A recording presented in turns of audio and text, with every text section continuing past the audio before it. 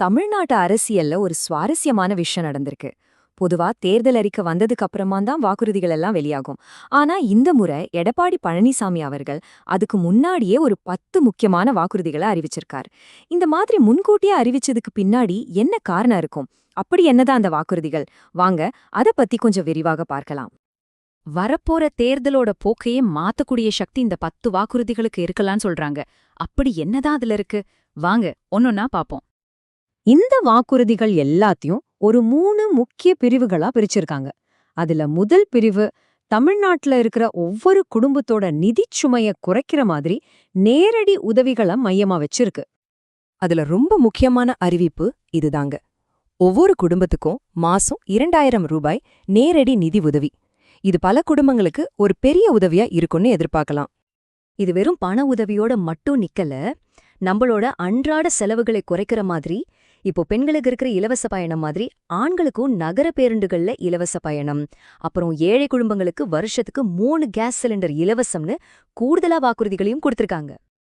சரி, அடுத்ததா 2வது பகுதிக்கு வருவோம். இது தனிப்பட்ட குடும்பங்களுக்கு உதவுறதை தாண்டி ஒட்டுமொத்த சமூகத்துல இருக்கிற நலிந்த பிரிவினருக்கு ஒரு பெரிய பாதுகாப்பு வளையத்தை உருவாக்குறத பத்தி பேசுது. இதுல ரொம்ப முக்கியமானது அம்மா இல்லம் திட்டம்.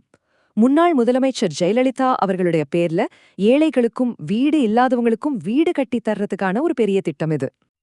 அடுத்ததா பாத்தீங்கன்னா கிராமப்புற வேலை வாய்ப்புல ஒரு பெரிய மாற்றம். இப்போ இருக்கிற 100 நாள் வேலை திட்டத்தை 150 நாளா உயர்த்த போறதா அறிவிச்சிருக்காங்க. அதாவது வேலையும் கூடும், வருமானமும் கூடும். இது கிராமப்புற பொருளாதாரத்துல ஒரு நல்ல தாக்கத்தை ஏற்படுத்த வாய்ப்பிருக்கு. இப்போ நாம 3வது கடைசி பகுதிக்கு வந்திருக்கோம்.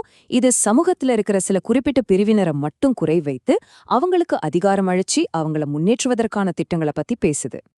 நீங்க பாத்தீங்கன்னா இந்த வாக்குறுதிகள் பெண்கள், மாணவர்கள், வயசானவங்க, சிறுபான்மையினர், மாற்றுத்திறனாளிகள்னு சமூகத்தோட பல தரப்பட்ட மக்களையும் சென்றடைற மாதிரி ரொம்ப கவனமா வடிவமைக்கப்பட்டிருக்கு. குறிப்பா பெண்கள் அவங்க சொந்த கால்ல நிக்கிறதுக்கும் சுதந்திரமா எங்க வேணாலும் போயிட்டு வர்றதுக்கும் உதவுற மாதிரி ஸ்கூட்டர் வாங்க மானியம் தர திட்டம் ஒரு முக்கியமான வாக்குறுதியா இருக்கு. ஆமாங்க, பெண்கள் ஸ்கூட்டர் வாங்கிக்கிறதுக்கு கொடுக்க போற அந்த மானியத் தொகை 25,000 ரூபாய்.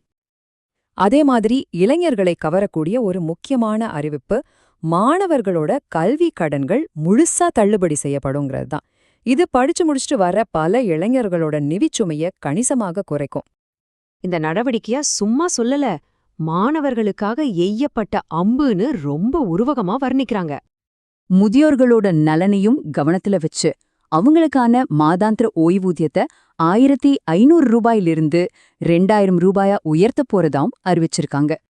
சிறுபான்மை சமூகத்தைச் சேர்ந்தவங்க சொந்தமா தொழில் தொடங்கணும்னு அவங்கள ஊக்குவிக்கிற விதமா வட்டியே இல்லாத கடன்கள் வழங்கப்படும்னு ஒரு வாக்குறுதி கொடுத்திருக்காங்க. கடைசியா மாற்றுத்திறனாளி சகோதர சகோதரிகள் கூட்டுறவு வங்கிகள்ல வாங்கின கடன்கள் அத்தனையும் தள்ளுபடி செய்யப்படும்னு ஒரு முக்கியமான உறுதிமொழி அளிக்கப்பட்டிருக்கு. சரி, இப்ப இந்த 10 வாக்குறுதிகளையும் ஒட்டுமொத்தமா சேர்த்து பார்க்கும்போது நமக்கு என்ன தெரியுது? இதெல்லாம் வெறும் தனித்தனி அறிவிப்புகளா?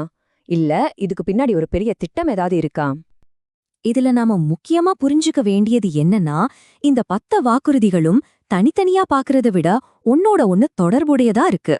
அதாவது குடும்ப நிதி, சமூக பாதுகாப்பு, அப்புறம் குறிப்பிட்ட சமூகத்தினருக்கு அதிகாரம் அளித்தல்னு இந்த 3 விஷயங்களையும் உள்ளடக்கிய ஒரு முழுமையான திட்டமாவே இது தெரியுது. இது நம்மள ஒரு முக்கியமான கேள்விக்கு கொண்டு வருது. இவ்வளவு பரந்த பலதரப்பட்ட மக்களை கவரக்கூடிய வாக்குறுதிகளை வச்சு ஒரு தேர்தலை சந்திக்கும்போது அதோட முடிவு எப்படி இருக்கும்? இதையெல்லாம் செயல்படுத்துறதுக்கு பொருளாதாரம் இடம் கொடுக்குமா? வாக்காளர்கள் மனசுல இது என்ன மாதிரியான தாக்கத்தை ஏற்படுத்தும்? வரப்போற அரசியல் விவாதங்கள்ல இந்த கேள்விகள் தான் மையமா இருக்கும்னு நினைக்கிறேன். நீங்க என்ன நினைக்கிறீங்க?